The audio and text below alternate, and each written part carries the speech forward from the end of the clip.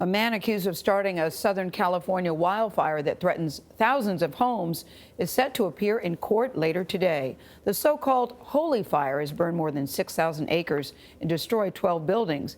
It is one of 18 large fires raging in California right now. Jonathan Vigliotti is near the fire lines in Lake Elsinore. Jonathan, good morning to you. And good morning to you. The holy fire stands at about 5% contained this morning, and you can see some of the flames, some as tall as trees. This blaze began in a national forest, but has since grown dangerously close to homes. And I want to show you one of the first lines of defense, this pink residue.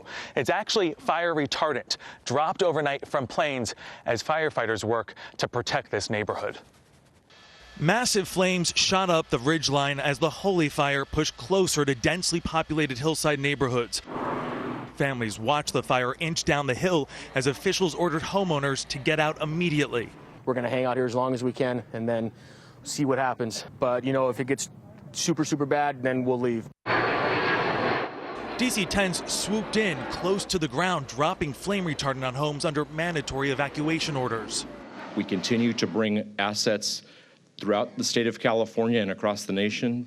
Authorities arrested this man late Tuesday, 51-year-old Forrest Clark. They say that physical evidence and witness statements connected him to the fire, which burned several cabins near the one where he lived. Clark reportedly had conflicts with his neighbors and sent an email to a local fire chief last week, warning, quote, "This place will burn."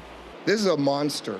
Who would go out with low humidity and high wind and the highest heat temperatures this time of the year and intentionally set the forest on fire? Further north, the record-breaking Mendocino complex fire has now burned more than 470 square miles and is still threatening more than 9,000 structures. Meteorologists who help predict the fire's behavior say weather conditions have helped fuel the more than a dozen fires burning across the state. We're dealing with that 6 years of below normal rainfall. A drought isn't going to make necessarily a bad fire season, but a drought is going to make a bad fire season worse.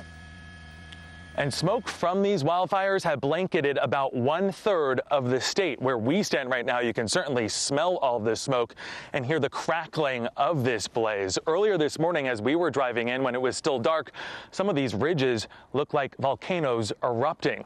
Now, there is some good news this morning. The temperature is expected to drop. We've been feeling that this morning. The humidity is expected to rise. All of that expected to help firefighters as they continue to battle this blaze. Yeah, they could use some good news, those firefighters working around the clock. Jonathan, thank you.